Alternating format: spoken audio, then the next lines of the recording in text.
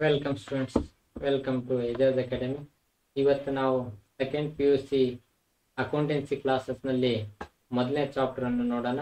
ಈಗ ನಿಮಗೆ ಗೊತ್ತಿರೋದಾಗಿ accountancy for partnership ಅಂದರೆ ಸೆಕೆಂಡ್ PUCನಲ್ಲಿ ಪಾರ್ಟ್ನರ್ಶಿಪ್ ಅಕೌಂಟ್ಸ್ ಮೇಲೆ 4 ಚಾಪ್ಟರ್ಸ್ ಇದ್ದಾವೆ. ರೈಟ್, ಪಾರ್ಟ್ನರ್ಶಿಪ್ ಅಕೌಂಟ್ಸ್ ಒಂದೇದ್ದು ಬರ್ತದೆ ನಿಮಗೆ ಬೇಸಿಕ್ ಕಾನ್ಸೆಪ್ಟ್. ಬೇಸಿಕ್ ಕಾನ್ಸೆಪ್ಟ್ ಅಂದ್ರೆ ಏನು?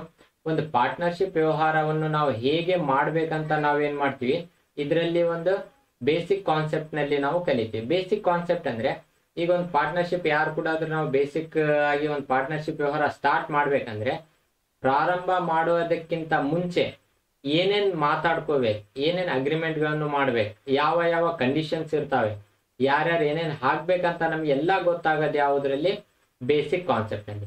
ನೀವು ಬೇಸಿಕ್ ಕಾನ್ಸೆಪ್ಟ್ ಅನ್ನು ಚೆನ್ನಾಗಿ ಅರ್ಥ ಮಾಡ್ಕೊಂಡ್ರೆ ಮಾತ್ರ ನಿಮಗೆ ಅಡ್ಮಿಷನ್, ರಿಟೈರ್ಮೆಂಟ್ ಮತ್ತು ಡಿಸೊಲ್ಯೂಷನ್ ಆಫ್ ಪಾರ್ಟ್ನರ್ಶಿಪ್ ನಿಮಗೆ ಗೊತ್ತಾಗ್ತದೆ.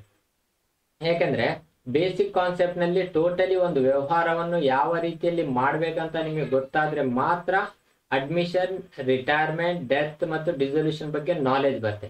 ಇಲ್ಲಿ ನಾವೇನ್ ಮಾಡ್ತೀವಿ, ಈಗ ನಾರ್ಮಲ್ ಆಗಿ ಒಂದು ಪಾರ್ಟ್ನರ್ಶಿಪ್ ವ್ಯವಹಾರ ಮಾಡ್ಬೇಕಂದ್ರೆ ನಾವೇನ್ ತಿಳ್ಕೊಂಡಿವಿ, ಆತ ಸ್ವಲ್ಪ ರೊಕ್ಕ ಆಗ್ತಾನೆ, ನಾವು ಸ್ವಲ್ಪ ರೊಕ್ಕ ಆಗ್ಬೇಕು, ಒಂದು ವ್ಯವಹಾರ ಸ್ಟಾರ್ಟ್ ಮಾಡ್ಬೇಕಂತ ತಿಳ್ಕೊಂಡ್ವಿ. ಆದರೆ ಅದಕ್ಕೂ ಕೆಲವೊಂದು ನಿಯಮಗಳಿದಾವೆ, ಮತ್ತೆ ಅದಕ್ಕೂ ಒಂದು ಕಾನೂನುವಾಗಿ ಒಂದು ಆಕ್ಟ್ ಇದೆ. ಅದರ ಪ್ರಕಾರ ನಾವೇನ್ ಮಾಡ್ಬೇಕಾಗ್ತೈತೆ, ನಡಿಬೇಕಾಗ್ತೈತೆ. ಯಾಕಂದ್ರೆ ನಡೆದ್ರೆ ನಾಳೆ ದಿನ ನಮಗೆ ಸಮಸ್ಯೆ ಬರಲ್ಲ. ರೈಟ್, ಮೊದ್ಲು ನಾವೇನ್ ಮಾಡ್ತೀವಿ, ಇಲ್ಲಿ ಈ ಚಾಪ್ಟರ್ ನಲ್ಲಿ ಒಂದು ಪಾರ್ಟ್ನರ್ಶಿಪ್ ವ್ಯವಹಾರವನ್ನು ಹೇಗೆ ಕಲಿಬೇಕು, ಹೇಗೆ ಪ್ರಾರಂಭ ಮಾಡ್ಬೇಕಂತ ನಾವು ಕಲಿತೀವಿ. ಯಾವುದ್ರಲ್ಲಿ? ಬೇಸಿಕ್ ಕಾನ್ಸೆಪ್ಟ್ ನಲ್ಲಿ.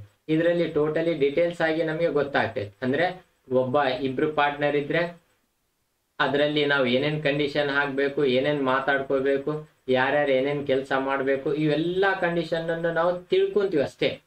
ಅಂದ್ರೆ ಒಂದು ಪಾರ್ಟ್ನರ್ಶಿಪ್ ವ್ಯವಹಾರವನ್ನು ಹೇಗೆ ಪ್ರಾರಂಭ ಮಾಡ್ಬೇಕಂತ ತಿಳ್ಕೊಂಡು ಒಂದು ವ್ಯವಹಾರವನ್ನು ಪ್ರಾರಂಭ ಮಾಡ್ತೀವಿ. ಇದಕ್ಕೆ ನಾವೇನಂತ ಹೇಳ್ತೀವಿ, ಒಂದು ಬೇಸಿಕ್ ಕಾನ್ಸೆಪ್ಟ್. ಅಂದ್ರೆ ಯಾರಾದ್ರೆ ಹೋಗುವಾಗ ನಾವು ಹೇಳ್ತೀವಿ, ಅದಕ್ಕೆ ಸ್ವಲ್ಪ ಬೇಸಿಕ್ ಕಾನ್ಸೆಪ್ಟ್ನು ಇಲ್ಲ ಅಂತ ಹೇಳ್ತೀವಿ. ರೈಟ್, ಅದೇ ತರ ಒಂದು ಪಾರ್ಟ್ನರ್ಶಿಪ್ ವ್ಯವಹಾರ ಮಾಡ್ಬೇಕಂದ್ರೆ ನಮ್ಗೆ ಏನ್ ಬೇಕು? ಬೇಸಿಕ್ ಕಾನ್ಸೆಪ್ಟ್, ಬೇಸಿಕ್ ನಾಲೆಜ್ ಬೇಕು. ರೈಟ್, ಮಿನಿಮಮ್ ನಾಲೆಜ್ ನಮಗೆ ಬೇಕಂದ್ರೆ ಇಲ್ಲಿ ಬೇಸಿಕ್ ಕಾನ್ಸೆಪ್ಟ್ ನಲ್ಲಿ ನಮಗೆ ಗೊತ್ತಾಗ್ತದೆ. ರೈಟ್, ನೆಕ್ಸ್ಟ್ ಬರ್ತೈತೆ ಅಡ್ಮಿಷನ್ ಆಫ್ ಎ ಪಾರ್ಟ್ನರ್. ಈಗ ಅಡ್ಮಿಷನ್ ಆಫ್ ಎ ಪಾರ್ಟ್ನರ್ ಅಂದ್ರೆ ಏನು? ಈಗ ಒಂದು ಬಿಸ್ನೆಸ್ ನಡೀತಾ ಇರ್ತದೆ. ಈಗ ನಾವ್ ಇಲ್ಲಿ ಏನ್ ಮಾಡಿವಿ, ಒಂದು ಪಾರ್ಟ್ನರ್ಶಿಪ್ ವ್ಯವಹಾರವನ್ನು ಕಲ್ತು ಬಿಟ್ಟಿ, ಓಹೋ ಯಾವ ರೀತಿಯಲ್ಲಿ ಬಿಸ್ನೆಸ್ ಮಾಡ್ಬೇಕಂತ ನಮಗೆ ಗೊತ್ತಾಗಿದೆ. ರೈಟ್, ಈಗ ಪಾರ್ಟ್ನರ್ಶಿಪ್ ವ್ಯವಹಾರ ನಮಗೆ ಗೊತ್ತಾದ್ಮೇಲೆ ಈಗ ನಾವೇನ್ ಮಾಡ್ತಾ ಇದೀವಿ, 3 ವರ್ಷ ಆದ್ಮೇಲೆ, ರೈಟ್, ಅಥವಾ 4 ವರ್ಷ ಆದ್ಮೇಲೆ ನಾವೇನ್ ಮಾಡ್ತೀವಿ, ಇನ್ನೊಬ್ಬ ಪಾರ್ಟ್ನರಿಗೆ ತಗೊಂತೀವಿ. ಇನ್ನೊಬ್ಬ ಪಾರ್ಟ್ನರಿಗೆ ಯಾಕೆ ತಗೊಂತೀವಿ ನಾವು? ಯಾಕಂದ್ರೆ ನಮ್ಮ ಬಿಸ್ನೆಸ್ ಅನ್ನು ನಾವು ನಡೆಸ್ತಾ ಇರ್ತೀವಿ. ನಡೆಸುವಾಗ ನಮ್ಗೆ ಯಾವ್ದಾದ್ರು ಒಂದು ಹಣದ ಅವಶ್ಯಕತೆ ಇರ್ತೈತೆ. ರೈಟ್, ಅಥವಾ ನಮಗೆ ಮ್ಯಾನೇಜ್ಮೆಂಟ್ ಸ್ಕಿಲ್ಸ್ ಇರಲ್ಲ. ಬಟ್ ಏನಾದ್ರೂ ಒಂದು ಕಾರಣದಿಂದ ನಾವೇನ್ ಮಾಡ್ತೀವಿ, ಇನ್ನೊಬ್ಬ ಪಾರ್ಟ್ನರ್ ಅನ್ನು ನಾವೇನ್ ಮಾಡ್ತೀವಿ, ತಗೊಂತೀವಿ. ರೈಟ್, ಇನ್ನೊಬ್ಬ ಪಾರ್ಟ್ನರ್ ಅನ್ನು ತಗೋಬೇಕಂದ್ರೆ ಯಾವ ಯಾವ ಕಾರಣದಿಂದ ನಾವು ಇನ್ನೊಬ್ಬ ಪಾರ್ಟ್ನರ್ ಅನ್ನು ತಗೊಂತೀವಿ ಅದೆಲ್ಲ ನಾವು ಯಾವ್ದ್ರಲ್ಲಿ ನೋಡ್ತೀವಿ? Admission of A partner. ಅಂದ್ರೆ ಒಂದು ರನ್ನಿಂಗ್ ಬಿಸ್ನೆಸ್ ನಲ್ಲಿ. ಈಗ ರನ್ನಿಂಗ್ ಬಿಸ್ನೆಸ್ ಅಂದ್ರೆ ಏನು? ಎಕ್ಸಾಂಪಲ್ ನಾವು 3 ವರ್ಷ 4 ವರ್ಷ ನಡೆಸ್ತಿರ್ತೀವಿ. ರೈಟ್, ಆ ಒಂದು ರನ್ನಿಂಗ್ ಬಿಸ್ನೆಸ್ ನಲ್ಲಿ ಒಬ್ಬ ಪಾರ್ಟ್ನರಿಗೆ ನಾವು ತಗೋಬೇಕಂದ್ರೆ ಏನೇನ್ ನಿಯಮಗಳಿದಾವೆ, ರೈಟ್, ಯಾವ್ದಾವ್ದು ಅಕೌಂಟ್ ಅನ್ನ ಹಾಕ್ಬೇಕು, ಅವೆಲ್ಲವನ್ನು ನಾವು ನೋಡ್ತೀವಿ. ಯಾವಾಗ? ರನ್ನಿಂಗ್ ಬಿಸ್ನೆಸ್ ನಲ್ಲಿ. ರನ್ನಿಂಗ್ ಅಂದ್ರೆ ಪ್ರಾರಂಭವಾಗಿ 2 ಅಥವಾ 3 ವರ್ಷ ಅಥವಾ 4 ವರ್ಷ ಆಗಿರ್ತೈತೆ. ಅಂದ್ರೆ ಆಲ್ರೆಡಿ ಬಿಸ್ನೆಸ್ ನಡೀತಾ ಇರ್ತೈತೆ. ಮಿಡ್ಲ್ ಆಫ್ ದಿ ಇಯರ್ ಅಂದ್ರೆ ಮಿಡ್ಲ್ ಆಫ್ ದಿ ಪಾರ್ಟ್ನರ್ಶಿಪ್. 2-3 ವರ್ಷ ಆಯ್ತು ಬಿಸ್ನೆಸ್ ಸ್ಟಾರ್ಟ್ ಆಗಿ. ಈಗ 4ನೇ ವರ್ಷದಲ್ಲಿ ನಾವೇನ್ ಮಾಡ್ತಾ ಇದೀವಿ, ಇನ್ನೊಬ್ಬ ಪಾರ್ಟ್ನರಿಗೆ ತಗೊಂತಾ ಇದೀವಿ. ಅಂತ ಸಂದರ್ಭದಲ್ಲಿ ನಾವೇನ್ ಮಾಡ್ಬೇಕಂದ್ರೆ, ಒಬ್ಬ ಪಾರ್ಟ್ನರಿಗೆ ತಗೋಬೇಕಂದ್ರೆ ಯಾವ್ದಾವ್ದು ಅಕೌಂಟ್ಗಳನ್ನು ನಾವು ಹಾಕ್ಬೇಕಂತ ನಮ್ಗೆ ಗೊತ್ತಾಗುತ್ತೆ. ರೈಟ್, ನೆಕ್ಸ್ಟ್ ನಾವು ನೋಡ್ತೀವಿ ರಿಟೈರ್ಮೆಂಟ್ ಆಫ್ ಎ ಪಾರ್ಟ್ನರ್. ಇದರಲ್ಲಿ 2 ಚಾಪ್ಟರ್ ಇದಾವೆ. ರೈಟ್, ಒಂದೇದಿದೆ ರಿಟೈರ್ಮೆಂಟ್, ಇನ್ನೊಂದು ಡೆತ್ ಇದೆ. ಓಕೆನಾ? ಮೊದಲು ರಿಟೈರ್ಮೆಂಟ್ ಬಗ್ಗೆ ತಿಳ್ಕೊಳ್ಳೋಣ. ರಿಟೈರ್ಮೆಂಟ್ ಅಂದ್ರೇನು? ಈಗ ಎಕ್ಸಾಂಪಲ್ A ಮತ್ತು B ಮತ್ತು C 3 ಪಾರ್ಟ್ನರ್ಸ್ ಇದ್ದಾರೆ. ಈಗ ಈ 3 ಪಾರ್ಟ್ನರ್ಸ್ ಏನ್ ಮಾಡಿದ್ದಾರೆ, ಬಿಸ್ನೆಸ್ ಅನ್ನು ನಡೆಸ್ತಾ ಇದ್ದಾರೆ. ನಡೆಸುವಾಗ B ಏನ್ ಮಾಡ್ತಾ ಇದ್ದಾನೆ ಅಂದ್ರೆ ರಿಟೈರ್ಮೆಂಟ್ ಆಗ್ತಾ ಇದ್ದಾನೆ. ರಿಟೈರ್ಮೆಂಟ್ ಅಂದ್ರೆ ಪಾರ್ಟ್ನರ್ಶಿಪ್ ಬಿಟ್ಟು ಹೋಗ್ತಾ ಇದ್ದಾನೆ. ಅಂದ್ರೆ ಕೆಲವೊಂದು ಕಾರಣಗಳಂದ್ರೆ ಏನಾಗಿರ್ಬೋದು ಅಂದ್ರೆ ಮಿಸ್ಅಂಡರ್ಸ್ಟ್ಯಾಂಡಿಂಗ್ ಆಗಿರ್ಬೋದು. B ಏನ್ ತಿಳ್ಕೊಂತಾನೆ, ಎ ಮತ್ತು ಸಿ ನೀವಿಬ್ರು ಒಂದೇ ಅಪ್ಪ, ನೀವ್ ಏನ್ ಹೇಳ್ತೀರಿ ನೀವು ನಿಮ್ಮಷ್ಟಕ್ಕೆ ನೀವೇ ಮಾಡ್ಕೊಂತೀರಿ, ನಾನು ಇನ್ ಮುಂದೆ ಬಿಸ್ನೆಸ್ ನಲ್ಲಿ ಬರಲ್ಲ, ನೀವೇನಾದ್ರೂ ಮಾಡ್ಕೊರಿ, ನಂದು ಭಾಗ ಏನೈತೆ ಅದು ಕೊಟ್ಟು ಬಿಡ್ರಿ ಅಂತ ಹೇಳ್ತಾರೆ. ಅಂದ್ರೆ ಬಿ ಏನಾಗ್ತಾ ಇದ್ದಾನೆ, ರಿಟೈರ್ಮೆಂಟ್ ಆಗ್ತಾ ಇದೆ. ಅಥವಾ ಅವನು ಈ ಊರು ಬಿಟ್ಟು ಬೇರೆ ಕಡೆ ಟ್ರಾನ್ಸ್ಫರ್ ಆಗಿರ್ತಾನೆ, ಅಲ್ಲೇ ಬೇರೆ ಕಡೆ ಶಿಫ್ಟ್ ಆಗ್ತಿರ್ತಾನೆ, ಈ ಬಿಸ್ನೆಸ್ ನಲ್ಲಿ ಇದ್ದವನಿಗೆ ನೋಡ್ಕೊಳಕ್ ಆಗ್ತಾ ಇರಲ್ಲ. ಅಥವಾ ಅವನು ಕಂಟಿನ್ಯೂಸ್ ಆಗಿ ಅವನಿಗೆ ಆರಾಮಿರಲ್ಲ, ಅಂದ್ರೆ ಬಿಸ್ನೆಸ್ ಬಗ್ಗೆ ಬಂದು ಅಕೌಂಟ್ ನೋಡೋದಾಗಿರ್ಬೋದು, ಅಥವಾ ಅದರ ಲೆಕ್ಕಪತ್ರಗಳನ್ನು ನೋಡೋದಾಗಿರ್ಬೋದು, ಅಥವಾ ಅದರಲ್ಲಿ ಇನ್ವಾಲ್ವ್ಮೆಂಟ್ ಮಾಡೋದಕ್ಕೆ ಅವನಿಗೆ ಆಗ್ತಿರಲ್ಲ. ಈ ಕಾರಣಗಳಿಂದ ಅವನೇನ್ ಮಾಡ್ತಾನೆ, ರಿಟೈರ್ಮೆಂಟ್ ತಗೊಂತಾನೆ. ರಿಟೈರ್ಮೆಂಟ್ ಅಂದ್ರೆ ಈಗ ಇವನು ಹೋಗುವಾಗ ಇವನಿಗೆ ಏನೇನ್ ಅಮೌಂಟ್ ಅನ್ನು ಕೊಡ್ಬೇಕು, ಯಾವ್ದಾವ್ದು ಅಮೌಂಟ್ ಅನ್ನು ಕೊಡ್ಬೇಕು, ಮತ್ತೆ ಇವರಿಬ್ರು ಯಾರೇ ಎಷ್ಟೆಷ್ಟು ಅಮೌಂಟ್ ಅನ್ನು ಹಾಕ್ಬೇಕು, ಈಗ ಲಾಭದಲ್ಲಿ ಯಾರ್ಯಾರು ಎಷ್ಟೆಷ್ಟು ತಗೋಬೇಕಂತ ನಾವೇನ್ ಮಾಡ್ಬೇಕಾಗ್ತಿದೆ, ಮತ್ತೊಂದ್ಸಲ ಅಕೌಂಟ್ಸ್ ಗಳನ್ನ ಹಾಕ್ಬೇಕಾಗ್ತದೆ. ರೈಟ್, ಇದಕ್ಕೆ ಅಂದ್ರೆ ಅಡ್ಮಿಷನ್ ಮತ್ತು ರಿಟೈರ್ಮೆಂಟ್, ಇದಕ್ಕೆ ನಾವೇನಂತ ಹೇಳ್ತೀವಿ, ರೀಕಾನ್ಸ್ಟಿಟ್ಯೂಷನ್ ಆಫ್ ಪಾರ್ಟ್ನರ್ಶಿಪ್ ಅಂತ ಹೇಳ್ತೀವಿ. ರೈಟ್, ಮುಂದೆ ನೋಡೋಣ. Next, death of partner. ಈಗ ರಿಟೈರ್ಮೆಂಟ್ ಆಗುವಾಗ ನಮ್ಗೆ ಜಾಸ್ತಿ ಸಮಸ್ಯೆ ಬರಲ್ಲ, ಯಾಕೆಂದ್ರೆ ಒಂದು ವರ್ಷ ಆದ್ಮೇಲೆ ಅಥವಾ ಒಂದು ಅಕೌಂಟಿಂಗ್ ಪೀರಿಯಡ್ ಆದ್ಮೇಲೆ ಏನಾಗ್ತಾನೆ, ಒಬ್ಬ ಪಾರ್ಟ್ನರ್ ಹೋಗ್ತಾನೆ. ರೈಟ್, ಅಂದ್ರೆ ವರ್ಷ ಮುಗ್ದಿದ್ಮೇಲೆನೆ ಒಬ್ಬ ಪಾರ್ಟ್ನರ್ ಹೊರಗಡೆ ಹೋಗ್ತಾನೆ. ಅಂತ ಸಂದರ್ಭದಲ್ಲಿ ಏನಾಗ್ತೈತೆ ಅಂದ್ರೆ ಅಕೌಂಟ್ಸ್ ಹಾಕೋದಕ್ಕೆ ಸಮಸ್ಯೆ ಬರಲ್ಲ. ಆದರೆ ಈಗ ಡೆತ್ ಆಫ್ ಪಾರ್ಟ್ನರ್ ಅಂದ್ರೆ ಏನಾಗ್ತೈತೆ, ಮಿಡ್ಲ್ ಆಫ್ ದಿ ಇಯರ್ ನಮ್ಮ ಇದ್ರಲ್ಲಿ ಅಂದ್ರೆ ನಾವು ಕೆಲಸ ಮಾಡುವ ಪಾರ್ಟ್ನರ್ಸ್ ನಲ್ಲಿ ಒಬ್ಬ ಯಾವುದಾದ್ರೆ partner middle of the year death ಆದ್ರೆ, ಅಂದ್ರೆ ಅವನ್ ಡೆತ್ ಆಗಿದ್ ಕೂಡಲೇ ನಾವೇನ್ ಮಾಡ್ಬೇಕು, ಅವನ ಅಕೌಂಟ್ ಅನ್ನು ಹಾಕ್ಬೇಕು. ಅವನಿಗೆ ಯಾವ್ದಾವ್ದು ಅಮೌಂಟ್ ಬರ್ತಾವೆ ಆ ಎಲ್ಲ ಅಮೌಂಟ್ ಅನ್ನು ನಾವು ಲೆಕ್ಕ ಮಾಡ್ಬೇಕು. ಅಂದ್ರೆ ಯಾವ ರೀತಿಯಲ್ಲಿ ಲೆಕ್ಕ ಮಾಡ್ಬೇಕು, ಯಾವ್ದಾವ್ದು ಅಮೌಂಟ್ ಒಬ್ಬ ಡೆತ್ ಆಫ್ ಪಾರ್ಟ್ನರಿಗೆ ಕೊಡ್ಬೇಕು. ಡೆತ್ ಆಫ್ ಪಾರ್ಟ್ನರಿಗೆ ಅಂದ್ರೆ ಅವನ ಎಕ್ಸಿಕ್ಯೂಟರ್ಸ್ ಅಂದ್ರೆ ಲೀಗಲ್ ನಾಮಿನಿ ಅಥವಾ ಲೀಗಲ್ ಪರ್ಸನ್ ಅಂತ ನಾವು ಹೇಳ್ತೀವಿ. ರೈಟ್, ಆ ವ್ಯಕ್ತಿಗೆ ತಗೊಂಡು ಹೋಗಿ ನಾವು ಅವನಿಗೆ ಏನೇನ್ ಭಾಗ ಬರ್ಬೇಕಾಗ್ತೈತೆ ಆ ಅಮೌಂಟ್ ಅನ್ನು ಕೊಡ್ಬೇಕಾಗ್ತೈತೆ. ಅಥವಾ ಲೋನಿನ ಪ್ರಕಾರ ಆದ್ರೆ ಒಟ್ ನಾವು ಏನ್ ಮಾಡ್ಬೇಕಂದ್ರೆ ಈ ಒಂದು ಚಾಪ್ಟರ್ ನಲ್ಲಿ ಅವನಿಗೆ ಎಷ್ಟು ಬರ್ಬೇಕಾಗಿದೆ, ಅಂದ್ರೆ ಅವನ್ 6 ತಿಂಗಳಲ್ಲಿ ಸಾಯ್ಬಹುದು, 3 ತಿಂಗಳಲ್ಲಿ ಸಾಯ್ಬಹುದು, 9 ತಿಂಗಳ, ಅಂದ್ರೆ ಮಿಡ್ಲ್ ಆಫ್ ದಿ ಇಯರ್ ಯಾವಾಗಾದ್ರೆ ಒಂದ್ ವೇಳೆ ಸತ್ರೆ ನಮ್ಮ ಪಾರ್ಟ್ನರ್ ಅಂದ್ರೆ ನಾವು ಮಾಡುವ ನಮ್ಮ ಜೊತೆ ಇದ್ದ ಪಾರ್ಟ್ನರ್ ಏನಾದ್ರೆ ಡೆತ್ ಆದ್ರೆ ಅವಾಗ ನಾವೇನ್ ಮಾಡ್ಬೇಕಂದ್ರೆ ಅವ್ನು ಎಷ್ಟು ತಿಂಗಳ ಕೆಲಸ ಮಾಡಿರ್ತಾನೆ ಅಷ್ಟು ತಿಂಗಳದ ಲಾಭ, ಅಷ್ಟು ತಿಂಗಳದ ಅಮೌಂಟ್, ಅವನು ಹಾಕಿದಂತ ಬಂಡವಾಳ, ಇಂಟ್ರೆಸ್ಟ್, ಇವೆಲ್ಲ ನಾವು ಲೆಕ್ಕ ಮಾಡ್ಬೇಕಾಗ್ತದೆ. ಅವನಿಗೆ ಎಷ್ಟು ಅಮೌಂಟ್ ಕೊಡ್ಬೇಕಂತ. ರೈಟ್, ಆ ಲೆಕ್ಕ ಮಾಡೋದಕ್ಕೆ ಒಂದು ಅಕೌಂಟ್ ಅನ್ನು ಹಾಕ್ತಿವಿ. ಆ ಅಕೌಂಟಿಗೆ ನಾವೇನಂತ ಹೇಳ್ತೀವಿ, ಎಕ್ಸಿಕ್ಯೂಟರ್ಸ್ ಅಕೌಂಟ್ ಅಂತ ಹೇಳ್ತೀವಿ, ಅಥವಾ ಡಿಸೀಸ್ ಪಾರ್ಟ್ನರ್ ಕ್ಯಾಪಿಟಲ್ ಅಕೌಂಟ್ ಅಂತ ಹೇಳ್ತೀವಿ. ಅದನ್ನ ನೋಡೋಣ ಮುಂದೆ. ನೆಕ್ಸ್ಟ್ ಯಾವ್ದು ಅಕೌಂಟ್ ಅನ್ನು ನಾವು ಏನಂತ ಹೇಳ್ತೀವಿ ಅಂತ ಮುಂದೆ ನೋಡೋಣ. ರೈಟ್, ನೆಕ್ಸ್ಟ್ ಬರ್ತೈತೆ ಡಿಸೊಲ್ಯೂಷನ್ ಆಫ್ ಪಾರ್ಟ್ನರ್ಶಿಪ್. ಈಗ ಡಿಸೊಲ್ಯೂಷನ್ ಆಫ್ ಪಾರ್ಟ್ನರ್ಶಿಪ್ ಅಂದ್ರೆ ಏನು? ರೈಟ್, ಡಿಸೊಲ್ಯೂಷನ್ ಆಫ್ ಪಾರ್ಟ್ನರ್ಶಿಪ್ ಅಂದ್ರೆ ಈಗ ನಾವು ಟೋಟಲಿ ಒಂದು ಬಿಸ್ನೆಸ್ ಅನ್ನು ಮುಚ್ತಾ ಇದೀವಿ. ರೈಟ್, ಈಗ ರಿಟೈರ್ಮೆಂಟ್ ಅಂದ್ರೆ ಏನು ಮತ್ತು ಡಿಸೊಲ್ಯೂಷನ್ ಅಂದ್ರೆ ಏನು ಅಂತ ನಾವು ಅರ್ಥ ಮಾಡ್ಕೊಳ್ಳೋಣ. ಈಗ ರಿಟೈರ್ಮೆಂಟ್ ಅಂದ್ರೆ ಏನು? ಜಸ್ಟ್ ರಿಟೈರ್ಮೆಂಟ್ ಅಂದ್ರೆ ಉದಾಹರಣೆಗೆ 3 ಮಂದಿ ಪಾರ್ಟ್ನರ್ಸ್ ಇದ್ದಾರೆ, ಎ, ಬಿ ಮತ್ತು ಸಿ. ರೈಟ್, ಅಡ್ಮಿಷನ್ ಅಂದ್ರೆ ಏನು? ಅಡ್ಮಿಷನ್ ಉದಾಹರಣೆಗೆ ಎ ಮತ್ತು ಬಿ ಪಾರ್ಟ್ನರ್ ಇದ್ದಾರೆ ಅಂತ ತಿಳ್ಬೋದು. ಈಗ ಏನಾಗ್ತಾ ಇದ್ದಾನೆ, ಇನ್ನೊಬ್ಬ ಪಾರ್ಟ್ನರಿಗೆ ನಾವು ಸೇರ್ಪಡೆ ಮಾಡ್ಕೊಂತ ಇದ್ದಾರೆ. ಯಾವುದ್ರಲ್ಲಿ? ಅಡ್ಮಿಷನ್ ನಲ್ಲಿ. ಅಂದ್ರೆ ಮೊದ್ಲು ಎಷ್ಟು ಪಾರ್ಟ್ನರ್ಸ್ ಇದ್ರು? 2 ಪಾರ್ಟ್ನರ್ಸ್ ಇದ್ರು.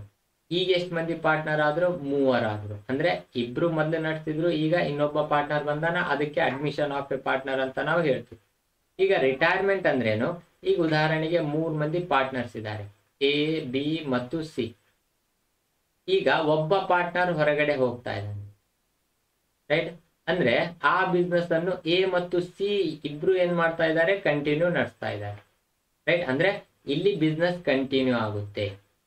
ನೆಕ್ಸ್ಟ್, ಅಡ್ಮಿಷನ್ ಆಫ್ ಪಾರ್ಟ್ನರ್ ನಲ್ಲಿ ಎ ಮತ್ತು ಬಿ ಬಿಸ್ನೆಸ್ ಮೊದಲು ಪಾರ್ಟ್ನರ್ಸ್ ಇರ್ತಾರೆ, ಆಮೇಲೆ ಸಿ ನವನಿಗೆ ಹೊಸ ಪಾರ್ಟ್ನರ್ ಆಗಿ ತಗೊಂತಾರೆ. ಅಂದ್ರೆ ಇದು ಬಿಸ್ನೆಸ್ ಸಹ ಏನಾಗ್ತೈತೆ? ಕಂಟಿನ್ಯೂ ಆಗುತ್ತೆ. ನೆಕ್ಸ್ಟ್, ಡೆತ್ ಆಫ್ ಪಾರ್ಟ್ನರ್ ನಲ್ಲಿ ಏನಾಗುತ್ತೆ? ಎ, ಬಿ, ಸಿ 3 ಪಾರ್ಟ್ನರ್ಸ್ ಇರ್ತಾರೆ. ಉದಾಹರಣೆಗೆ ಎ ಡೆತ್ ಆದ ಅಂತ ತಿಳ್ಕೊಳ್ಳಿ. ನೆಕ್ಸ್ಟ್, ಬಿ ಮತ್ತು ಸಿ ಏನ್ ಮಾಡ್ತಾರೆ? ಬಿಸ್ನೆಸ್ ಅನ್ನು ಕಂಟಿನ್ಯೂ ನಡೆಸ್ತಾರೆ. ರೈಟ್, ಬಿಸ್ನೆಸ್ ಅನ್ನು ಕಂಟಿನ್ಯೂ ನಡೆಸ್ತಾರೆ. ಯಾರು? ಎ ಮತ್ತು ಬಿ. ಈಗ ಈ 2 ಸಂದರ್ಭದಲ್ಲಿ, ಯಾವ್ದು ಸಂದರ್ಭದಲ್ಲಿ? 3 ಸಂದರ್ಭದಲ್ಲಿ, ಅಂದ್ರೆ ಅಡ್ಮಿಷನ್, ರಿಟೈರ್ಮೆಂಟ್ ಮತ್ತು ಡೆತ್ ಆಫ್ ಪಾರ್ಟ್ನರ್ ನಲ್ಲಿ ಬಿಸ್ನೆಸ್ ಕಂಟಿನ್ಯೂ ಆಗುತ್ತೆ. ಯಾವ್ದಾದ್ರೆ ಪಾರ್ಟ್ನರ್ ಇದ್ರೇನು ಕಂಟಿನ್ಯೂ ಆಗುತ್ತೆ, ಅಥವಾ ಸತ್ರೇನು ಕಂಟಿನ್ಯೂ ಆಗುತ್ತೆ. ಯಾವುದ್ರಲ್ಲಿ? ಎರಡು ಕೇಸ್ನಲ್ಲಿ, ಅಡ್ಮಿಷನ್, ರಿಟೈರ್ಮೆಂಟ್ ಮತ್ತು ಡೆತ್, ಮೂರು ಕೇಸ್ನಲ್ಲಿ. ಆದರೆ ಡಿಸಲ್ಯೂಷನ್ ಆಫ್ ಪಾರ್ಟ್ನರ್ಶಿಪ್ ನಲ್ಲಿ ಏನಾಗುತ್ತೆ, ಎ, ಬಿ ಮತ್ತು ಸಿ ಇವ್ರು ಮೂವರು ಏನ್ ಮಾಡ್ತಾರೆ ಅಂದ್ರೆ, ಯಾವ್ದು ಬಿಸ್ನೆಸ್ ನಾವು ನಡೆಸ್ತಾ ಇದೀವಿ ಆ ಬಿಸ್ನೆಸ್ ಅನ್ನೇ ನಾವು ಕ್ಲೋಸ್ ಮಾಡೋಣ ಅಂತ ಡಿಸೈಡ್ ಮಾಡೋದು. ಅಂದ್ರೆ ಮುಂದೆ ನೆಕ್ಸ್ಟ್ ಆ ಬಿಸ್ನೆಸ್ ಕಂಟಿನ್ಯೂ ಆಗಲ್ಲ. ಬಟ್ ಅಡ್ಮಿಷನ್ ನಲ್ಲಿ ಏನಾಗುತ್ತೆ, ಎ ಮತ್ತು ಬಿ ಇರ್ತಾರೆ ಮೊದಲು, ಆಮೇಲೆ ಸಿ ಒಬ್ಬತ್ತು ಹೊಸ ಪಾರ್ಟ್ನರ್ ಆಗಿ ಬರ್ತಾನೆ. ಈಗ ಮೂವರ ನಡುವೆ ಆ ಬಿಸ್ನೆಸ್ ಕಂಟಿನ್ಯೂ ಆಗುತ್ತೆ. ರಿಟೈರ್ಮೆಂಟ್ ನಲ್ಲಿ ಏನಾಗುತ್ತೆ, ರಿಟೈರ್ಮೆಂಟ್ ನಲ್ಲಿ ಎ, ಬಿ, ಸಿ ಮೂವರು ಪಾರ್ಟ್ನರ್ಸ್ ಇರ್ತಾರೆ. ಬಿ ಏನಾದ್ರೆ ರಿಟೈರ್ಮೆಂಟ್ ಆದ್ರೆ ಎ ಮತ್ತು ಸಿ ನವ್ರು ಏನ್ ಮಾಡ್ತಾರೆ, ಬಿಸ್ನೆಸ್ ಅನ್ನು ಕಂಟಿನ್ಯೂ ನಡೆಸ್ತಾರೆ. ಡೆತ್ ಆಫ್ ಪಾರ್ಟ್ನರ್ ನಲ್ಲಿ ಏನು ಸೇಮ್, ಎ, ಬಿ, ಸಿ ಮೂವರು ಪಾರ್ಟ್ನರ್ಸ್ ಇದ್ದಾಗ ಒಂದ್ ವೇಳೆ ಎ ಡೆತ್ ಆಗಿದ್ದಾನಂದ್ರೆ ಅವಾಗ ಬಿ ಮತ್ತು ಸಿ ಏನ್ ಮಾಡ್ತಾರೆ, ಬಿಸ್ನೆಸ್ ಅನ್ನು ಕಂಟಿನ್ಯೂ ನಡೆಸ್ತಾರೆ.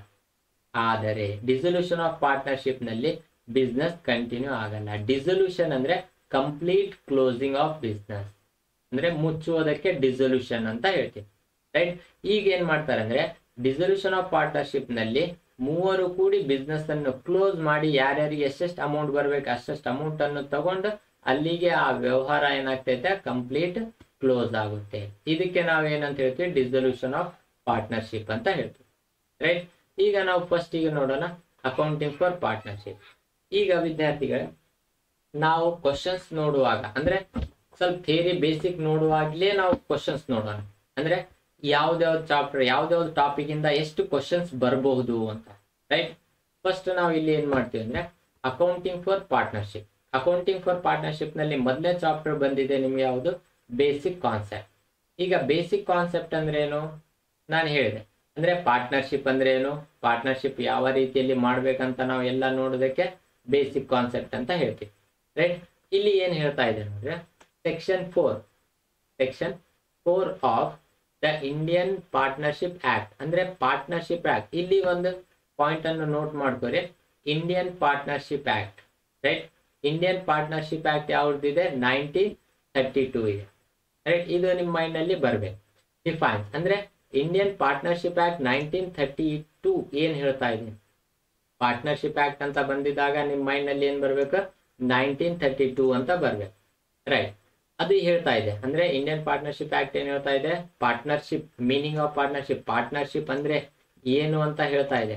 ಏನಂತ ಹೇಳ್ತಾ ಇದೆ, ದ ರಿಲೇಷನ್ ಬಿಟ್ವೀನ್ ಪರ್ಸನ್ಸ್, ಅಂದ್ರೆ ವ್ಯಕ್ತಿಗಳ ನಡುವೆ ಸಂಬಂಧ, ಹೂ ಹ್ಯಾವ್ ಅಗ್ರೀಡ್ ಅಂದ್ರೆ ಯಾರು ಒಪ್ಪಿರ್ತಾರೆ, to share the profits of the business ಅಂದ್ರೆ ಹಂಚಿಕೊಳ್ಳೋದಕ್ಕೆ. ಏನ್ ಹಂಚಿಕೊಳ್ಳೋದಕ್ಕೆ, ಪ್ರಾಫಿಟ್ ಅಂದ್ರೆ ವ್ಯವಹಾರದಿಂದ ಬಂದಂತ ಲಾಭವನ್ನು ಹಂಚಿಕೊಳ್ಳುವುದಕ್ಕೆ ಯಾರ್ಯಾರು ಒಪ್ಕೊಂಡಿರ್ತಾರೆ. ಕ್ಯಾರಿಡ್ ಆನ್ ಬೈ ಆಲ್ ಅಂದ್ರೆ ಎಲ್ಲರೂ ಕೂಡಿ ನಡೆಸಿರ್ತಾರೆ. ಉದಾಹರಣೆಗೆ ನಾನು ಇಲ್ಲಿ ಹೇಳಿದೆ, ಎ, ಬಿ, ಸಿ ಮೂವರು ಪಾರ್ಟ್ನರ್ಸ್ ಇದ್ದಾರೆ, ಅಂದ್ರೆ ಮೂವರು ಕೂಡಿ ವ್ಯವಹಾರವನ್ನು ನಡೆಸಬಹುದು. ಅಂದ್ರೆ ಈತ ಒಂದ್ ಕೆಲಸ ಮಾಡ್ಬೋದು, ಈತ ಒಂದ್ ಕೆಲಸ, ಬಟ್ ಬಿಸ್ನೆಸ್ಸಿನ ಕೆಲಸದಲ್ಲಿ ಮೂವರು ಕೂಡಿ ವ್ಯವಹಾರ ಮಾಡ್ಬೋದು. ಅಥವಾ ಆರ್ ಅಂತ ಇದೆ ಇಲ್ಲಿ, right. R any of them ಅಂದ್ರೆ ಯಾರಾದ್ರೆ ಒಬ್ರು. ಉದಾಹರಣೆಗೆ ಎ, ಬಿ, ಸಿ ಮೂವರಿದ್ದಾರೆ ಅಂತ ತಿಳ್ಕೊಂಡು. ಇಲ್ಲಿ ಏನಾಗ್ತಾ ಇದೆ ಅಂದ್ರೆ, ಬಿ ಮತ್ತು ಸಿಗೆ ಅಂದ್ರೆ ಅವರು ಬೇರೆ ಬಿಸ್ನೆಸ್ ಮಾಡ್ತಾ ಇದ್ದಾರೆ, ಕೇವಲ ಇನ್ವೆಸ್ಟ್ಮೆಂಟ್ ಮಾಡಿದ್ದಾರೆ. ಎಲ್ಲಾ ಬಿಸ್ನೆಸ್ ಅನ್ನು ನೋಡ್ಕೊಳ್ಳುವ ಜವಾಬ್ದಾರಿ ಯಾವ್ದು, ಎ. ಅಂದ್ರೆ ಎಲ್ಲಾ ಬಿಸ್ನೆಸ್ ಅನ್ನು ಯಾರು ನಡೆಸ್ತಾ ಇದ್ದಾರೆ, ಎ ನಡೆಸ್ತಾ ಇದ್ದಾನೆ. ಅಂದ್ರೆ ಇದಕ್ಕೆ any of them acting for all.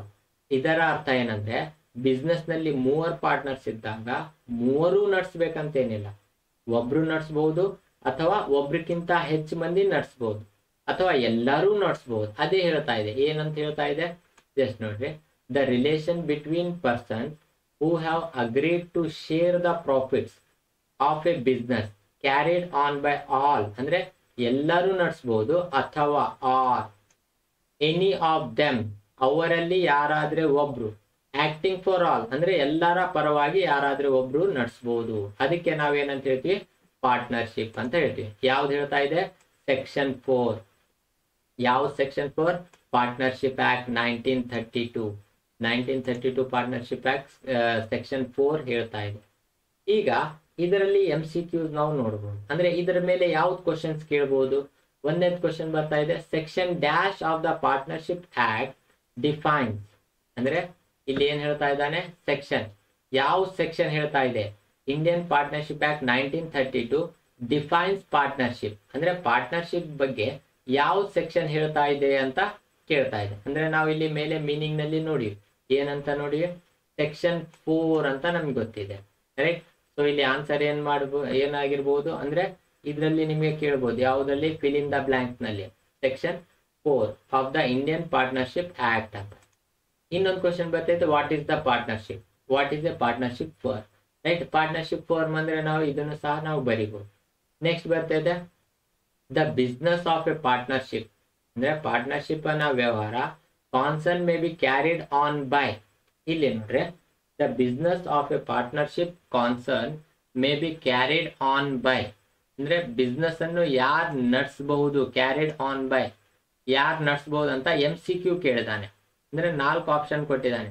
2 partners ಅಂದ್ರೆ ಎರಡೇ ಪಾರ್ಟ್ನರ್ಸ್ ನಡೆಸಬೇಕಾ, ಅಥವಾ ಆಲ್ ದ ಪಾರ್ಟ್ನರ್ಸ್ ಎಲ್ಲರೂ ನಡೆಸಬೇಕಾ, ಅಥವಾ any of them acting for all, ಅಥವಾ ಯಾರಾದ್ರೆ ಒಬ್ರು ಅಂದ್ರೆ ಎಲ್ಲರ ಪರವಾಗಿ ಒಬ್ರು ನಡೆಸಬೇಕಾ ಏನಂತ ಕೇಳ್ತಾ ಇದ್ದಾನೆ, ರೈಟ್. ಇಲ್ಲಿ ಯಾವ್ದು ಆನ್ಸರ್ ಆಗ್ಬಹುದು ನೋಡಿ, ಸ್ವಲ್ಪ ಯೋಚನೆ ಮಾಡಿ. ಇನ್ನೊಂದು ಆಪ್ಷನ್ ಇದೆ, 4ನೇದು ಆಪ್ಷನ್ ಏನ್ ಹೇಳ್ತಾ ಇದ್ದಾನೆ, all partners R any of them acting for all. ಅಂದ್ರೆ ಇಲ್ಲಿ ಏನ್ ಹೇಳ್ತಾ ಇದ್ದಾನೆ, ಎಲ್ಲರೂ ನಡೆಸಬಹುದು ಅಥವಾ ಎಲ್ಲರ ಪರವಾಗಿ ಒಬ್ರು, ರೈಟ್. ಅಂದ್ರೆ ಆನ್ಸರ್, ಕರೆಕ್ಟ್ ಆನ್ಸರ್ ಯಾವ್ದಾಗ್ತೈತೆ? ಡಿ. ಇಲ್ಲೇ ಹೇಳ್ತಾ ಇದೆ ಯಾವ್ದ್ರಲ್ಲಿ ಮೀನಿಂಗ್ ಅಂದ್ರೆ section 4 of the Indian partnership act 1932 defines the relation between persons who have agreed to share the profits of business carried on by all. ಅಂದ್ರೆ ಎಲ್ಲರೂ ನಡೆಸಬಹುದು ಅಥವಾ any of them acting for all, ಅಥವಾ ಯಾರಾದ್ರೂ ಒಬ್ರು ನಡೆಸಬಹುದು. So ಇದರ MCQ correct answer ಯಾವ್ದಾಗ್ತೈತೆ? ಡಿ.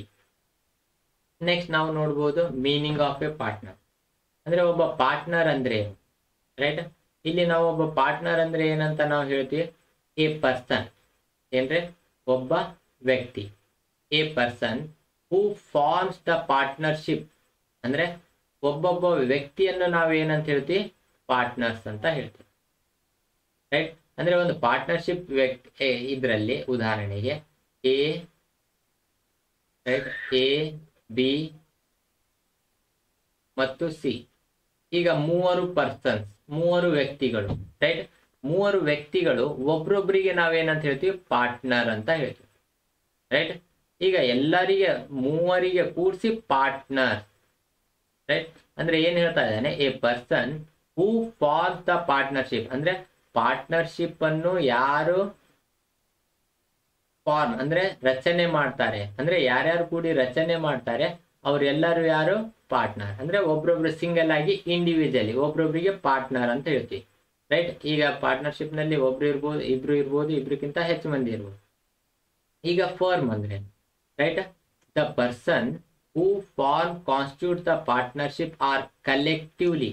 ಉದಾಹರಣೆಗೆ ನಾನೇನ್ ಹೇಳಿದೆ, suppose separately individually A, B ಮತ್ತು ಸಿ, ಇವ್ರ 3ರಿಗೆ ನಾವು ಏನಂತ ಹೇಳ್ತೀವಿ, ಪಾರ್ಟ್ನರ್ಸ್ ಅಂತ ಹೇಳ್ತೀವಿ. ಒಬ್ಬನಿಗೆ ಪಾರ್ಟ್ನರ್, ಪಾರ್ಟ್ನರ್, ಪಾರ್ಟ್ನರ್. ಈ ಕಲೆಕ್ಟಿವ್ಲಿ ಅಂದ್ರೆ 3ರಿಗೆ ಕೂಡಿಸಿ ನಾವೇನಂತ ಹೇಳ್ತೀವಿ, ಪಾರ್ಟ್ನರ್ಶಿಪ್ ಫರ್ಮ್ ಅಂತ ಹೇಳ್ತೀವಿ. ಅಂದ್ರೆ 3ರಿಗೆ ಕೂಡಿಸಿದಾಗ ನಾವು ಫರ್ಮ್ ಅಂತ ಹೇಳ್ತೀವಿ, ಸಿಂಗಲ್ ಇದ್ದಾಗ ಪಾರ್ಟ್ನರ್ಸ್ ಹೇಳ್ತೀವಿ, right. Meaning of four name ಅಂದ್ರೆ ಈಗ ಎಕ್ಸಾಂಪಲ್ ನಾವು 3 ಎಕ್ಸಾಂಪಲ್ ಎ, ಬಿ, ಸಿ 3 ಏನ್ ಮಾಡಿದ್ದಾರೆ, ಒಂದು ಬಿಸ್ನೆಸ್ ಅನ್ನು ಸ್ಟಾರ್ಟ್ ಮಾಡಿದ್ದಾರೆ. ಈಗ ಬಿಸ್ನೆಸ್ ಸ್ಟಾರ್ಟ್ ಮಾಡಿದಾಗ ಏನ್ ಹೆಸರಲ್ಲೇ ನಡೆಸಬೇಕಾ, ಅಥವಾ ಬಿ ಇಂದ ಹೆಸರಲ್ಲೇ ನಡೆಸಬೇಕಾ, ಸಿ ಇಂದ ಹೆಸರಲ್ಲೇ ನಡೆಸಬೇಕಂತ ಸಮಸ್ಯೆ. ಅದಕ್ಕಾಗಿ ಇವ್ರು ಏನ್ ಮಾಡ್ತಾರೆ, 3 ಕೂಡಿ ಒಂದು ಹೆಸರನ್ನು ಆಯ್ಕೆ ಮಾಡ್ತಾರೆ. ಆ ಹೆಸರಿನಿಂದ ನಡೆಯುವ ವ್ಯವಹಾರವನ್ನು ಫರ್ ನೇಮ್ ಅಂತ ಹೇಳ್ತೀವಿ, right. The name under which ಅಂದ್ರೆ ಎಲ್ಲಾ ಕೆಲಸ ಕಾರ್ಯಗಳು ಆ ಒಂದು ಕಂಪನಿಯ ಹೆಸರಿನ ಮೇಲೇನೆ ಆಗ್ತವೆ, right. Partners carry on the partnership business is called firm name. ಅಂದ್ರೆ example unity venture, slogan, right. ಈ ತರ ನಾವು ಏನ್ ಮಾಡ್ಬೋದು, ಒಂದು ನೇಮ್ ಅನ್ನು ಹುಡುಕ್ಬೋದು. ಯಾವ್ದಾದ್ರೆ ಒಂದು ನೇಮ್ ಅನ್ನು ನಾವು ಜನರಲ್ ಆಗಿ ಹುಡುಕ್ಬೋದು, ರೈಟ್. ಆ ಹೆಸರಿನಿಂದ ಈಗ ಎ ಮಾರಾಟ ಮಾಡ್ಯಾನ, ಬಿ ಮಾರಾಟ, ಸಿ ಇಲ್ಲ ಅಂದ್ರೆ ಏನ್ ಇಷ್ಟು ಸೇಲ್ಸ್ ಆಗಿ ಬರಲ್ಲ. ಅಂದ್ರೆ ಇವರು 3 ಕೂಡಿ ಏನಾದ್ರೆ ಮಾರಾಟ ಮಾಡ್ಬೇಕು, ಏನಾದ್ರೆ ಖರೀದಿ ಮಾಡ್ಬೇಕಂದ್ರೆ ಕಂಪನಿಯ ಹೆಸರಲ್ಲೇ ಮಾಡ್ಬೇಕು. ಅದಕ್ಕೆ ಅಮೌಂಟ್ನು ಸಹ ನಾವು ಏನ್ ಮಾಡ್ತೀವಿ, ಕಂಪನಿಯ ಬಿಸ್ನೆಸ್ಸಿನ ಹೆಸರಿಂದಾನೇ ಅಮೌಂಟ್ ಕೊಡ್ತೀವಿ, ಮತ್ತೆ ಬಿಸ್ನೆಸ್ಸಿನ ಹೆಸರಿನಿಂದಾನೇ ಲಾಭ ಮತ್ತೆ ನಷ್ಟವನ್ನು ತಗೊಂತೀವಿ. ಅದ ಆದ್ಮೇಲೆ ಲಾಭ ಮತ್ತು ನಷ್ಟ ಆದ್ಮೇಲೆ ಇವ್ರು ಪರ್ಸನಲ್ ಆಗಿ ಹಂಚ್ಕೊಳೋದು ಬೇರೆ. ನೆಕ್ಸ್ಟ್ ನಾವು ನೋಡ್ಬೋದು,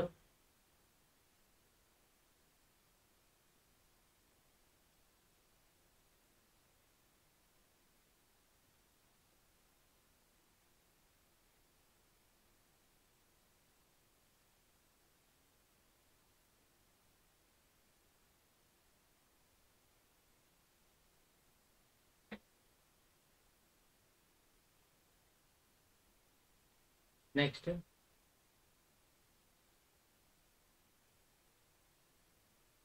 ಕ್ಯಾರೆಕ್ಟರಿಸ್ಟಿಕ್ಸ್ ಆಫ್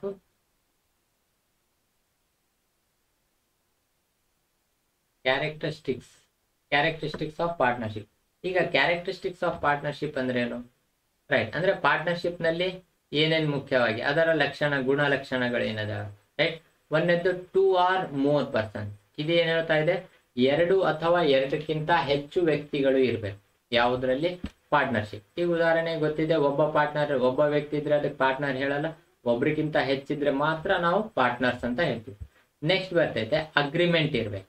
ಅಗ್ರಿಮೆಂಟ್ ಅಂದ್ರೆ ಒಪ್ಪಂದ ಪತ್ರ ಇರ್ಬೇಕು. ಈಗ ಅಗ್ರಿಮೆಂಟ್ ಯಾವ ರೀತಿಯಲ್ಲಿ ಇರ್ಬೋದು, ಓರಲ್ ಇರ್ಬೋದು ಅಥವಾ ರಿಟರ್ನ್ ಇರ್ಬೋದು. ಈಗ ಇದು ಒಂದು ಹುಡುಗರಿಗೆ ಕನ್ಫ್ಯೂಷನ್ ಬಹಳ ಆಗ್ತದೆ. ಏನ್ ಕನ್ಫ್ಯೂಷನ್ ಆಗ್ತೈತೆ ಅಂದ್ರೆ, ಅಗ್ರಿಮೆಂಟ್ ಒಪ್ಪಂದ ಪತ್ರ ಮಾತುಕತೆಯಲ್ಲಿನೂ ಇರಬಹುದು, ರೈಟ್, ಇದನ್ನು ಇರಬಹುದು, ಅಥವಾ ರಿಟರ್ನ್ ಬರವಣಿಗೆಯಲ್ಲಿನೂ ಇರಬಹುದು.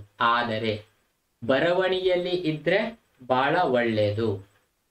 ಯಾಕೆ ಬರವಣಿಗೆಯಲ್ಲಿ ಬಹಳ ಒಳ್ಳೇದಂದ್ರೆ, ಈಗ ನಾವು ಏನ್ ಮಾತಾಡಿದ್ವಿ ಅದನ್ನು ನಾವು ಒಂದು ಬರವಣಿಗೆಯಲ್ಲಿ ಇಟ್ಟಿದ್ರೆ ನಾಳೆ ದಿನ ಏನಾದ್ರೂ ಸಮಸ್ಯೆ ಬಂದ್ರೆ ಅದನ್ನು ಓಪನ್ ಮಾಡಿ ನಾವೇನ್ ಮಾಡ್ಬೋದು, ಏನೇನು ಒಪ್ಪಂದ ನಾವು ಮಾಡ್ಕೊಂಡಿದ್ವಿ ಅಂತ ನಮ್ಗೆ ಗೊತ್ತಾಗುತ್ತೆ. ರೈಟ್, ಅದೇ ಓರಲ್ ಇದ್ರೆ ಸಮಸ್ಯೆ ಆಗಬಹುದು. ರೈಟ್, ಆದರೆ ಪಾರ್ಟ್ನರ್ಶಿಪ್ ಅನ್ನು ಮಾತುಕತೆಯಲ್ಲಿ ಬರೀ ಮಾತಿನ ಮೇಲೆ ಆಯ್ತಪ್ಪ ನಾವ್ ಇಬ್ರು ಪಾರ್ಟ್ನರ್, ಏನ್ ಲಾಭ ಆಗ್ತೈತಿ, ನೀನ್ ಅರ್ಧ ನಾನ್ ಅರ್ಧ ತಗೋಬಹುದಂದ್ರೆ ಅದು ಪಾರ್ಟ್ನರ್ಶಿಪ್ ಕ್ರಿಯೇಟ್ ಆಯ್ತು.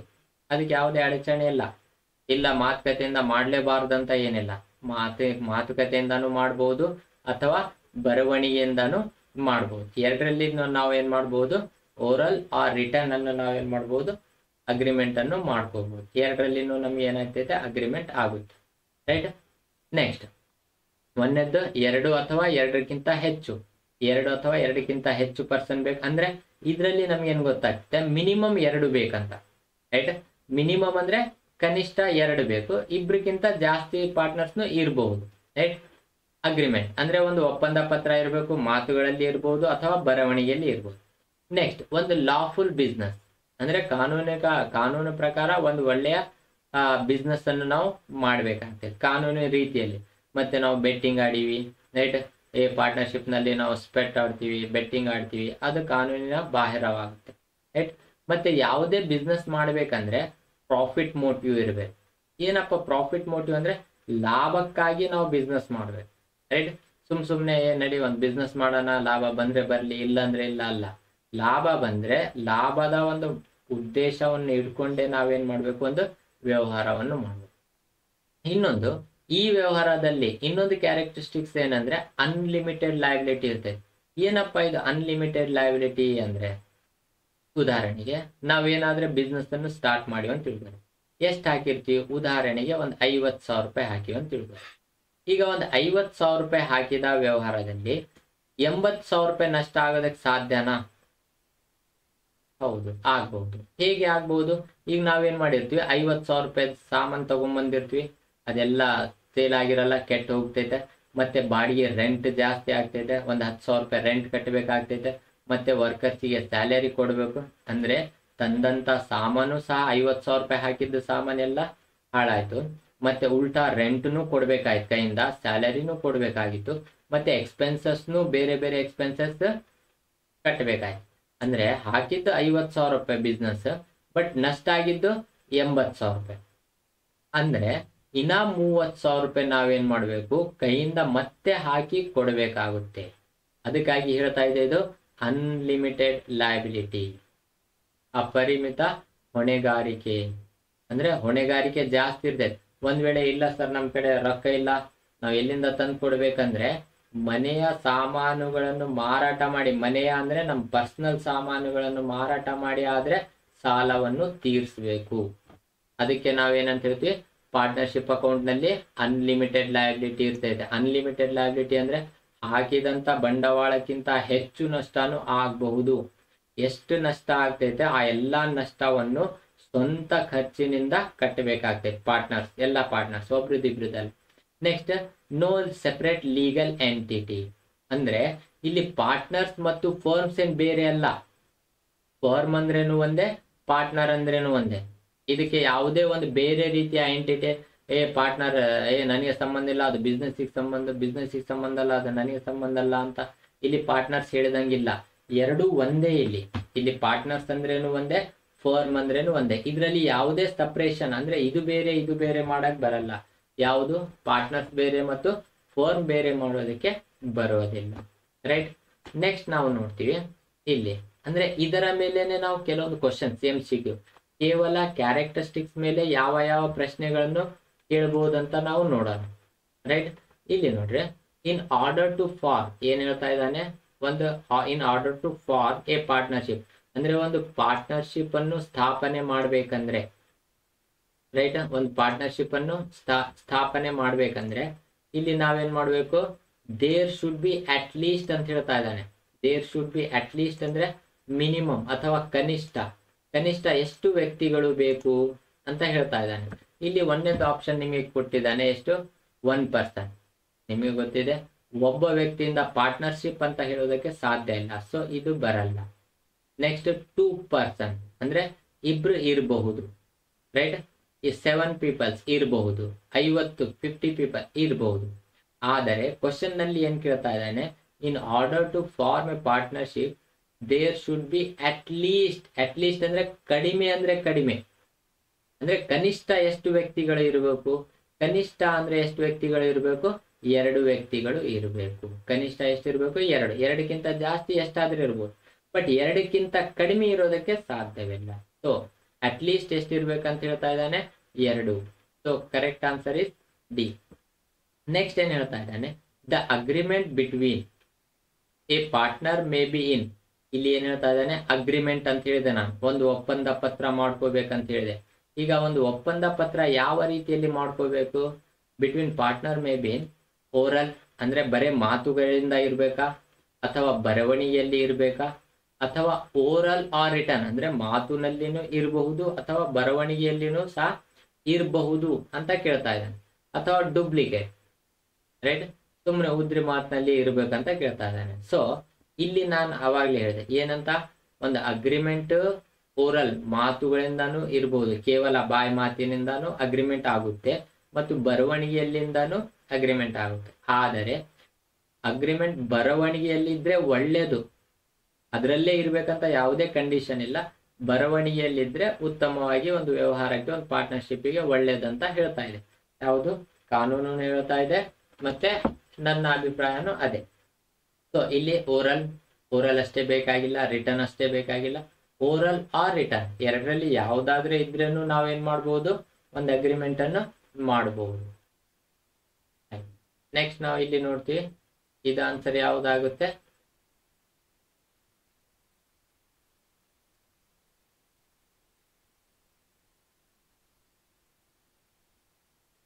Oral or written. The agreement between partners must be to share. ಅಂದ್ರೆ ಈಗ ಅಗ್ರಿಮೆಂಟ್ ಮಾಡಾಕತ್ವಿ, ಯಾಕೆ ಅಗ್ರಿಮೆಂಟ್ ಮಾಡ್ಬೇಕು, ಏನ್ ಶೇರ್ ಮಾಡ್ಬೇಕು ಅಂತ ಕೇಳ್ತಾ ಇದ್ದಾನೆ. ರೈಟ್. ಒಂದೇದು ಪ್ರಾಫಿಟ್ ಅಷ್ಟೇ ಶೇರ್ ಮಾಡೋದು ಬರಿಬೇಕಾ. ಈಗ ನಾವು ಅಗ್ರಿಮೆಂಟ್ ನಲ್ಲಿ ನಾವು ಹೇಳಿದ್ವಿ, ಪ್ರಾಫಿಟ್ ಅರ್ಧ ನಿನ್ಗೆ ಬಂದ್ರೆ ಅರ್ಧ ನಿನ್ಗೆ ಅರ್ಧ ನನಗೆ ಅಂತ ನಾವು ಮಾತಾಡ್ತೀವಿ. ಈಗ ಲಾಸ್ ಆದ್ರೆ ಆತ ಹೇಳ್ತಾನೆ, ಇನ್ನೊಬ್ಬ ನನಗೆ ಸಂಬಂಧ ಇಲ್ಲಪ್ಪ, ಲಾಸ್ ಆಯ್ತು, ನಾನು ಪ್ರಾಫಿಟ್ ಅಷ್ಟೇ ಹೇಳಿದ್ದೆ ಅಂದ್ರೆ ನಡೀತೈತಾ, ಇಲ್ಲ.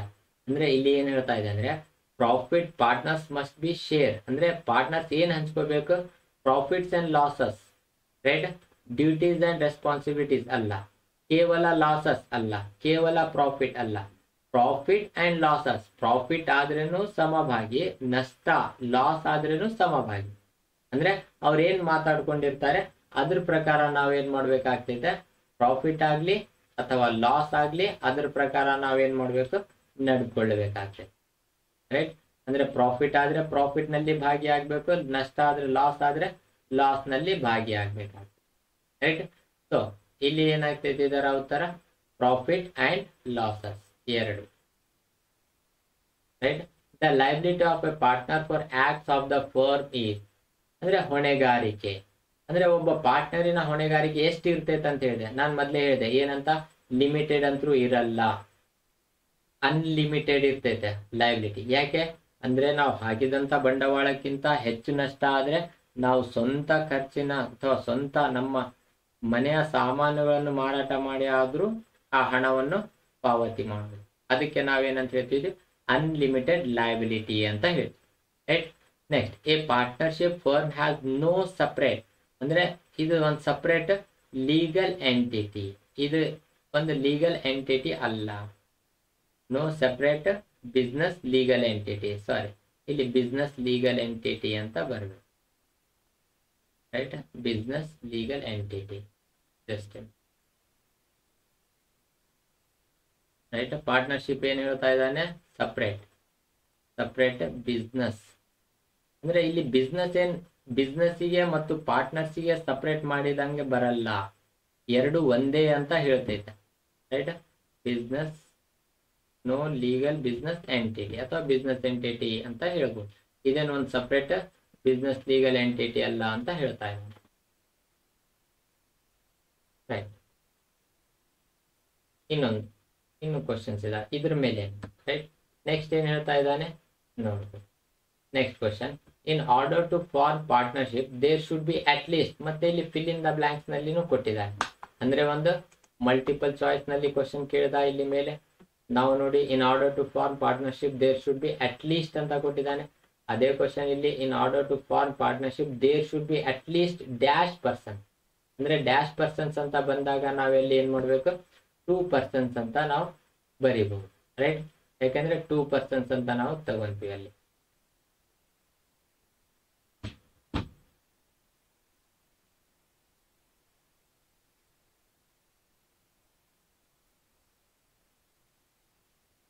ಇಲ್ಲಿ ನಾವೇನ್ ಮಾಡ್ತೀವಿ, 2 persons.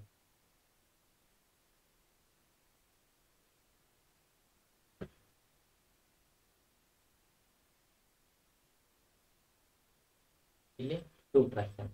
Next, partnership is the result of dash between 2 or more persons to do business and share its profits and losses ಅಂತ ಹೇಳ್ತಾ ಇದ್ದಾನೆ. ಇಲ್ಲಿ ಏನ್ ಹೇಳ್ತಾ ಇದ್ದಾನೆ, partnership is the result of, ಇಲ್ಲಿ ಅಗ್ರಿಮೆಂಟ್, ಅಂದ್ರೆ ಪಾರ್ಟ್ನರ್ಶಿಪ್ ಹೇಗೆ ಬರ್ತೈತೆ, ಒಂದು ಅಗ್ರಿಮೆಂಟ್ ಏನಿಂದ, ಅಂದ್ರೆ ಒಂದು ಅಗ್ರಿಮೆಂಟ್ ಆದ್ಮೇಲೆ ಒಂದು ಪಾರ್ಟ್ನರ್ಶಿಪ್ ಏನಾಗ್ತೈತೆ, ಕ್ರಿಯೇಟ್ ಆಗ್ತೈತೆ. So the partnership is the result of agreement between 2 or more person, ಅಂದ್ರೆ 2 ಅಥವಾ 2ಕ್ಕಿಂತ ಹೆಚ್ಚು ವ್ಯಕ್ತಿಗಳ ಮಧ್ಯೆ ಇರುವ ಒಂದು ಅಗ್ರಿಮೆಂಟ್. ಆ ಅಗ್ರಿಮೆಂಟಿಗೆ ನಾವೇನಂತ ಹೇಳ್ತೀವಿ, ಪಾರ್ಟ್ನರ್ಶಿಪ್ ಅಂತ ಹೇಳ್ತೀವಿ. ರೈಟ್. ಇಟ್ ಈಸ್ ಪ್ರಿಫರ್ಡ್ ಅಂದ್ರೆ ಯಾವುದು ಸರಿ ಅಂತ ಹೇಳ್ತಾ ಇದೆ, ಒಳ್ಳೇದು ಯಾವುದು. That the partners have an agreement in, ಅಂದ್ರೆ ನಾನು ಹೇಳಿದೆ ಒಂದು ಅಗ್ರಿಮೆಂಟ್ ಅನ್ನು 2 ರೀತಿಯಲ್ಲಿ ನಾವು ಮಾಡ್ಕೋಬಹುದು. ಒಂದನೇದ್ದು ಅಗ್ರಿಮೆಂಟ್ ಇರ್ತೈತೆ ನಿಮ್ಗೆ ಯಾವುದು, ಓರಲ್ ಅಗ್ರಿಮೆಂಟ್. ರೈಟ್. ಓರಲ್ ಅಂದ್ರೆ ಬರೇ ಮಾತಿನಿಂದ. ಆರ್ ಇನ್ನೊಂದು ಇರ್ತೈತೆ ರಿಟರ್ನ್. ರೈಟ್. 2 ಇದ್ರಲ್ಲಿ ನಾವೇನ್ ಮಾಡ್ಬೋದು, ಬಿಸ್ನೆಸ್ ಅನ್ನು ಪಾರ್ಟ್ನರ್ಶಿಪ್ ಅನ್ನು ಮಾಡ್ಬೋದು. ಆದರೆ ಇಲ್ಲಿ ಏನ್ ಹೇಳ್ತಾ ಇದ್ದಾನೆ, ಒಳ್ಳೇದು ಯಾವುದು, ಪ್ರಿಫರ್ಡ್, ಸಾರಿ ರೈಟ್, ಒಳ್ಳೇದು ಯಾವುದು ಅಂತ ಹೇಳ್ತಾ ಇದ್ದಾನೆ. ಅಂದ್ರೆ ಓರಲ್ ಒಳ್ಳೇದಾ ಅಥವಾ ರಿಟರ್ನ್ ಒಳ್ಳೇದು ಅಂತ ಹೇಳ್ತಾ ಇದ್ದಾನೆ. ಈಗ ನಾವು ನಮಗೆ ಕೇಳಿದಾಗ ಅಥವಾ ಯಾವುದು ಒಳ್ಳೇದಂದಾಗ ಬಿಸ್ನೆಸ್ಸಿನ ರೂಪದಲ್ಲಿ ನಾವು ನೋಡ್ಬೇಕಂದ್ರೆ ಪಾರ್ಟ್ನರ್ಶಿಪ್ 2 ರೀತಿಯಲ್ಲಿ ಮಾಡ್ಕೋಬಹುದು, oral or written. But written is the best choice. Written mind ನಲ್ಲಿ ಕನ್ಫ್ಯೂಸ್ ಆಗ್ಬೇಡ್ರಿ ಮತ್ತೆ ವಿದ್ಯಾರ್ಥಿಗಳೇ. ಅಂದ್ರೆ ರಿಟರ್ನೇ ಇರ್ಬೇಕಂತ ಏನಿಲ್ಲ, ರಿಟರ್ನ್ ಇರ್ಬೋದು, ಓರಲ್ನು ಇರ್ಬೋದು. ಬಟ್ ರಿಟರ್ನ್ ಇದ್ರೆ ಒಳ್ಳೇದು, ಪ್ರಿಫರ್ಡ್ ಅಂತ ಕೇಳ್ತಾ ಇದ್ದಾನೆ. ರೈಟ್. ಇಲ್ಲಿ ನಿಮಗೆ ಇನ್ನೊಂದು ಕ್ವಶನ್ ಕೇಳಿದ, ಇಲ್ಲಿ ನೀವು ಮತ್ತೆ ಕನ್ಫ್ಯೂಸ್ ಆಗ್ಬಹುದು. The agreement between partner may be ಇನ್, ಅಂದ್ರೆ ಅಗ್ರಿಮೆಂಟ್ ಯಾವುದ್ರಲ್ಲಿ ಇರಬಹುದು ಅಂತ ಕೇಳ್ತಾ ಇದ್ದಾನೆ. ಓರಲ್ ಇರಬಹುದು ಅಥವಾ ರಿಟರ್ನ್ ಇರಬಹುದು. ಬಟ್ ಇಲ್ಲಿ ಏನ್ ಹೇಳ್ತಾ ಇದ್ದಾನೆ, ಪ್ರಿಫರ್ ಒಳ್ಳೇದು ಯಾವುದು, ಓರಲ್ ಒಳ್ಳೇದಾ ರಿಟರ್ನ್ ಒಳ್ಳೇದಾ, ಅಂದ್ರೆ ರಿಟರ್ನ್ ಒಳ್ಳೇದು. The liability of A partner for his acts, ಅಂದ್ರೆ ಅವನ ಆಕ್ಟ್ಸ್ಗೆ ಅವನ ಹೊಣೆಗಾರಿಕೆ ಎಷ್ಟು ಅಂತ ಕೇಳ್ತಾ ಇದ್ದಾನೆ. ಅಂದ್ರೆ ಇಲ್ಲಿ ಫಿಲ್ ಇನ್ ದ ಬ್ಲಾಂಕ್ಸ್ ನಲ್ಲಿನೂ ಕೇಳಿದ. ಅಂದ್ರೆ ನಿಮ್ಗೆ ಫಿಲ್ ಇನ್ ದ ಬ್ಲಾಂಕ್ಸ್ ನಲ್ಲಿ ಕೇಳಬಹುದು ಅಥವಾ 1 ಮಾರ್ಕ್ಸ್ ಕ್ವಶನ್ ನಲ್ಲಿ ಸಹ ಕೇಳಬಹುದು. ಲಿಮಿಟೆಡ್ ಅಂದ್ರೆ ಇದೇನಾಗ್ತೈತೆ, ಲಿಮಿಟೆಡ್ ಅನ್ಲಿಮಿಟೆಡ್ ಆಗುತ್ತೆ. ಅಂದ್ರೆ ಲೈಬಿಲಿಟಿ ಆಫ್ ಪಾರ್ಟ್ನರ್ ಎಷ್ಟಿದೆ, ಅನ್ಲಿಮಿಟೆಡ್ ಇದೆ. Right any one future of partnership, ಒಂದು ಫ್ಯೂಚರ್ ಬರೀರಿ ಅಂತ ಹೇಳ್ತಾ ಇದ್ದಾನೆ. ಅಂದ್ರೆ 2 or more ಪರ್ಸನ್ಸ್, ರೈಟ್. ಇದನ್ನ ನಾವು ಯಾವ್ದಾದ್ರು ಒಂದು ಫ್ಯೂಚರ್ ಅಥವಾ ಕ್ಯಾರೆಕ್ಟರಿಸ್ಟಿಕ್ಸ್ ಅನ್ನು ಬರಿಬಹುದು, 2 or more ಪರ್ಸನ್ಸ್. ನೆಕ್ಸ್ಟ್ ನಾವು ನೆಕ್ಸ್ಟ್ ಕ್ಲಾಸ್ ನಲ್ಲಿ ನಾವೇನ್ ಮಾಡ್ತೀವಿ ಅಂದ್ರೆ ಎಲ್ಲಾ ಫ್ಯೂಚರ್ಸ್ ಅನ್ನು ನೋಡ್ತೀವಿ, ಮತ್ತೆ ಅದಕ್ಕೆ ತಕ್ಕಂತೆ ಯಾವ್ದಾವ್ದು MCQs ಕ್ವಶನ್ಸ್ ಕೇಳಬಹುದು ಅಂತ ನಾವು ನೋಡ್ತೀವಿ, ರೈಟ್. ಅಲ್ಲಿಯವರೆಗೆ ನನ್ನ ಮುಂದಿನ ವಿಡಿಯೋಕ್ಕಾಗಿ ನೋಡಿ.